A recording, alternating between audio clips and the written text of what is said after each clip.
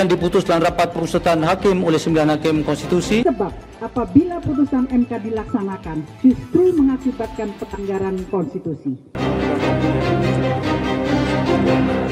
Mahkamah Konstitusi memutuskan penyelenggaraan pemilu tingkat nasional dilakukan terpisah dengan penyelenggaraan pemilu tingkat daerah atau kota.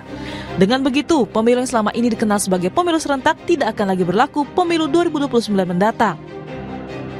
Pemilihan dilaksanakan secara serentak di seluruh wilayah Negara Kesatuan Republik Indonesia untuk memilih anggota Dewan Perwakilan Rakyat Daerah Provinsi, anggota Dewan Perwakilan Rakyat Daerah Kabupaten Kota, dan Gubernur atau Wakil Gubernur, Bupati atau Wakil Bupati, dan Wali Kota atau Wakil Wali Kota yang dilaksanakan dalam waktu paling singkat 2 tahun atau paling lama 2 tahun 6 bulan sejak pelantikan anggota Dewan Perwakilan Rakyat dan anggota Dewan Perwakilan Daerah atau sejak pelantikan Presiden atau Wakil Presiden. 6. Menolak permohonan pemohon untuk selain dan selebihnya. Demikian diputus dalam rapat pemusatan hakim oleh 9 hakim konstitusi. Respon putusan MK, Partai Nasdem menilai putusan MK tersebut inkonstitusional atau melanggar Undang-Undang Dasar 1945. Pasalnya, MK sebelumnya memerintahkan pemilu dan pilkada dilaksanakan serentak sekali dalam 5 tahun. Dapat mengakibatkan krisis konstitusional, bahkan deadlock konstitusional, sebab apabila putusan MK dilaksanakan justru mengakibatkan pelanggaran konstitusi.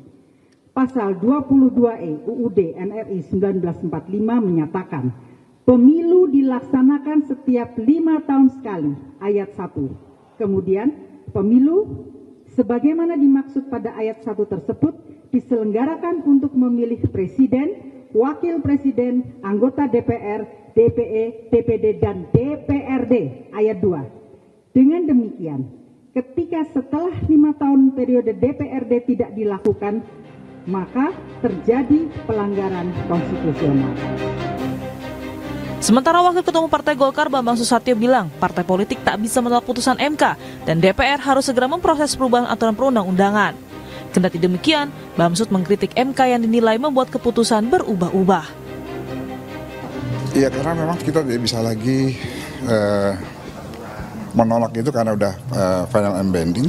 Tinggal bagaimana kita menyesuaikan dengan putusan itu dengan mekanisme yang ada, sistem yang ada, dan bagaimana implementasinya apakah memungkinkan dari sisi anggaran, dari sisi lain-lain, banyak sisi yang mesti dibahas. Tapi ini bukan hal baru, kita pernah memajukan dan memundurkan pilkada. Tapi yang pasti pemilu itu kan bunyi konstitusinya 5 tahun, nggak boleh lebih dari 1 hari pun nggak boleh lebih. Ya mau nggak mau, karena ada pasal yang berubah ya, dari sama-sama menjadi tidak sama-sama, sehingga keputusannya ya norma baru. Pasca putusan MK yang memisah pemilu nasional dan lokal, DPR menggelar rapat dengar pendapat dengan sejumlah pakar hukum. Salah satunya Patrialis Akbar yang merupakan mantan hakim MK menilai MK sudah melampaui kewenangan. Meski begitu, putusan MK sudah bersifat final dan mau tidak mau harus dijalankan. Melaksanakan putusan MK yang memang tidak bermasalah gitu. Nah sekarang kan seakan-akan bermasalah. Nah, kan yang tidak bermasalah kan ada.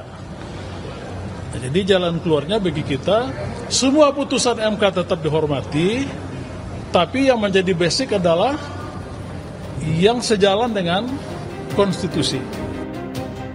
Putusan MK yang memisahkan pemilu nasional dan lokal menuai polemik. Akankah putusan ini dinilai sebagai bentuk pelanggaran konstitusi atau putusan ini bisa menjadi solusi mengurangi beban penyelenggara dan pemilih?